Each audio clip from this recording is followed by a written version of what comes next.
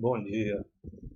Gente, no meu vídeo passado, do sábado passado, eu, chamado A Necessidade de se Quebrar a Maldição da Perda de Oportunidades, eu tratei bastante da, da importância de se manter a continuidade dos processos políticos, dos processos econômicos, de uma sociedade, sobretudo quando esses processos políticos, esses processos econômicos, eles estão dando certo. O que é que significa dar certo? Eles trazem segurança e estabilidade para a maioria da sociedade. Eles incluem todos os segmentos da sociedade nos benefícios decorrentes do crescimento e desenvolvimento econômico e social. Então, é muito importante essa compreensão, não é, da importância da continuidade dos processos políticos e econômicos, dentre os diversos processos que compõem a vida, como eu falarei já aqui, né, nesse vídeo. Eu sou o professor Dr. Geraldo Filho, da Universidade Federal do Piauí, agora Universidade Federal Delta do Parnaíba, no litoral piauiense. Eu gostaria de começar esse vídeo lembrando o caso do Clube de Regatas Flamengo.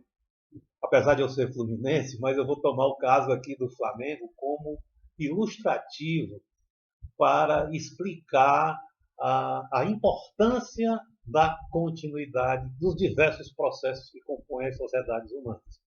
Veja que no ano de 2019 foi, nas últimas décadas da existência do Clube de Regatas do Flamengo, um ano considerado mágico. Na época, chegou ao comando da comissão técnica do Flamengo o técnico português Jorge Jesus. No início, ele teve algumas dificuldades. Os flamenguistas, e quem gosta de futebol como eu gosto, lembra bem. Tá? Logo no início, o Jorge Jesus não conseguiu implementar suas ideias, né, no clube, né, entre os jogadores. Mas, logo em seguida, né, passado esse tempo de dificuldade inicial, o Jorge Jesus conseguiu praticamente montar um time, um dos melhores times do século XXI no Brasil, na América do Sul. Né? Ele conseguiu juntar a qualidade técnica e a qualidade física dos jogadores do Flamengo, e o Flamengo, durante o ano de 2019, venceu os principais campeonatos do país e da América do Sul, culminando com a Libertadores da América. E fez um grande jogo, né, no Campeonato Mundial contra o Liverpool, né, perdendo, se não me falha a memória, na prorrogação. Então, veja bem, foi um momento mágico. Mas decorrente de quê? Decorrente da qualidade e da capacidade técnica do seu líder, né, Jorge Jesus. Muito bem. O que foi que aconteceu? Logo em 2020, por razões pessoais, o Jorge Jesus deixou o Flamengo e seguiu sua vida em Portugal. O que foi que aconteceu em seguida? Vários técnicos se sucederam no comando do clube. Não é? O espanhol catalão Domènech Torrent, depois o Rogério Ceni, em seguida Renato Gaúcho, Paulo Souza e chegando agora em 2022 com o Dorival Júnior. Bom, por que houve essa sucessão de técnicos nesse curto espaço de tempo no comando do Flamengo? Porque esses técnicos, é natural que isso aconteça, simplesmente não, não privilegiaram a continuidade do trabalho que o Jorge Jesus tinha feito. Isso por quê? Bom, há duas características que são comuns aos humanos. Uma é a vaidade e a outra a ingenuidade. Né? Isso é muito comum. Tá?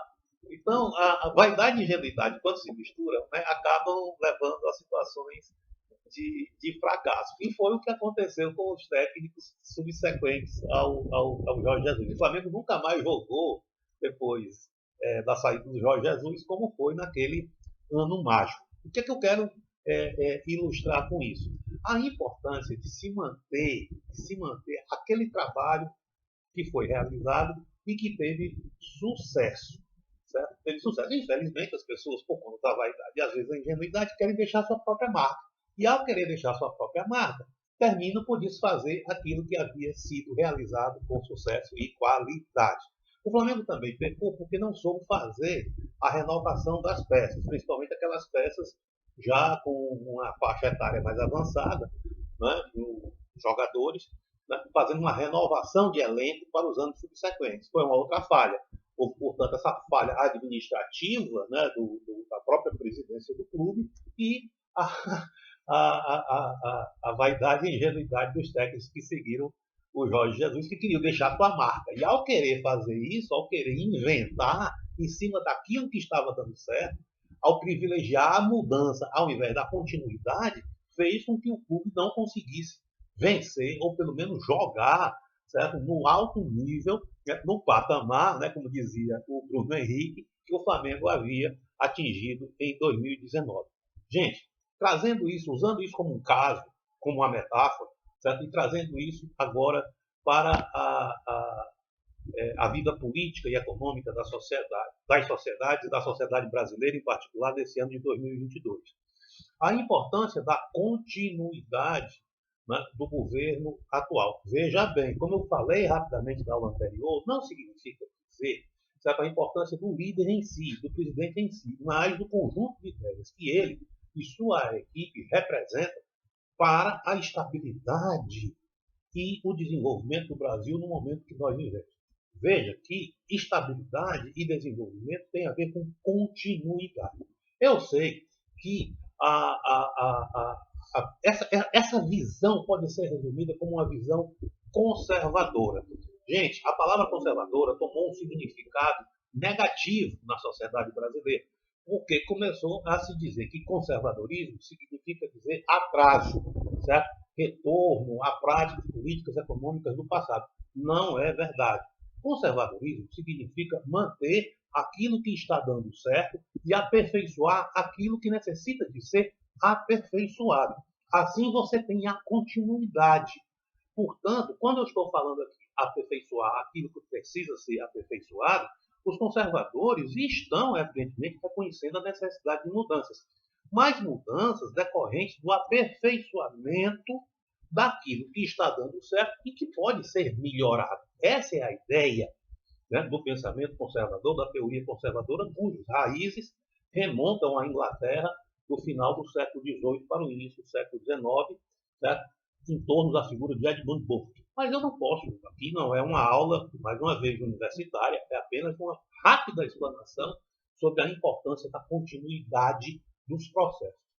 Ora, se é importante a continuidade dos processos na vida política, na vida econômica de uma sociedade, tragam isso agora para a vida individual de cada um de nós.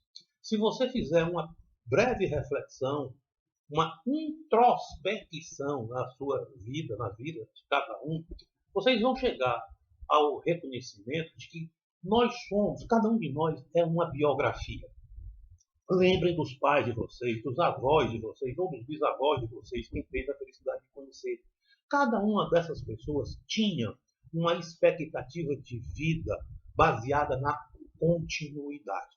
Todos os indivíduos, os nossos pais, os nossos avós, os nossos bisavós, todos eles, nas suas vidas individuais, nas suas vidas singulares, nas suas biografias, todos eles almejaram, desejaram, ao seu modo, a felicidade, quiseram ser felizes. E o que significa ser feliz na vida de uma pessoa? É garantir, é fazer projetos com a expectativa de que ele conseguirá um trabalho, conseguirá se educar, conseguirá se casar, constituir uma família, conseguirá ter filhos, conseguirá ter netos, conseguirá, enfim, ter estabilidade ao longo da vida. Dessa maneira, cada um desses indivíduos que foram nossos ancestrais, os ancestrais de cada um de nós, certo? Tiveram seus sonhos, tiveram suas próprias biografias. Você pode até achar que eles estavam errados de uma determinada em determinado aspecto da vida, em decisões tomadas e acertadas em outro, mas isso faz parte da existência de cada um de nós. Todos nós temos acertos e erros. Mas o importante é que todos esses indivíduos e cada um de nós projeta o seu futuro imaginando a estabilidade desse futuro. É lógico que todos nós sabemos que as coisas se transformam, que as coisas se modificam. Mas quando nós planejamos a nossa vida, ninguém planeja, ninguém projeta a sua vida, cada um de nós imaginando, olha, eu penso que vai ser assim, eu quero estudar, eu quero arrumar um emprego, eu quero comprar minha casa, eu quero comprar meu carro. Ninguém pensa assim, projeta desse jeito, e ao mesmo tempo chega e diz, mas tudo vai dar errado. Amanhã pode tudo modificar. Amanhã pode ocorrer um terremoto, pode ocorrer uma catástrofe, pode ocorrer uma guerra. Ninguém projeta desse jeito. As pessoas projetam, as pessoas planejam a sua vida, cada uma delas, o que se vai fazer hoje, o que vai se fazer daqui a 10 anos, onde você imagina estar daqui a 20 anos, né, se você constituir família, ou se você não constituir família, isso é uma opção sua. O padrão na sociedade é de que as pessoas constituam família. Pode ser uma família homoafetiva, não interessa, ou uma família padrão, homem e mulher, não interessa. O importante é compreender que as pessoas projetam o seu futuro, né, baseadas na perspectiva de estabilidade. Né? Ou seja, as pessoas imaginam, bom, deve haver estabilidade econômica, deve haver estabilidade política, para que eu possa realizar os meus sonhos, para que eu possa estudar, para que eu possa conseguir um emprego, para que eu possa comprar minha casa, para que eu possa comprar meu carro, para que eu possa levar felicidade para a minha família, seja você homem, seja você mulher, para os seus filhos, certo? E tenha a esperança de conhecer os seus descendentes, ver nascer, né, o fruto dos seus filhos, que serão seus netos. Essa é a expectativa que todo ser humano tem, né, nas suas respectivas sociedades. Nesse sentido, gente, diferentemente do que pensa, né, os teóricos de esquerda, que enfatizam bastante a mudança. Veja que uma distinção entre os conservadores e aqueles que professam ideias de esquerda, cuja raiz é um filósofo alemão do século XIX chamado Karl Heinrich Marx. Certo? O pessoal da esquerda enfatiza bastante a mudança, a ideia de transformação social, né, de transformação do indivíduo. Gente, é claro, como eu já falei anteriormente, todos nós sabemos que as coisas se transformam. Nós próprios nos transformamos. Cada um dos humanos, por exemplo, tem uma dimensão material e espiritual. Nós somos compostos de uma dimensão material e espiritual. A dimensão material é perecível. Nós morremos, o corpo desaparece. E depois, aqueles que têm fé, creem que a dimensão espiritual, ela sobrepuja a desintegração da matéria. Tá certo? E essa é a dimensão espiritual. Portanto, já na essência da compreensão do humano, nessa sua bidimensionalidade, material e espiritual, está presente a mudança. Certo? Eu gosto de usar também uma metáfora para isso, dizendo o seguinte, tal qual uma lagarta que faz a metamorfose depois da sua morte, transformando-se num casulo que vira uma crisálida, certo? Nós, semelhante, e aqui utilizando essa metáfora, certo?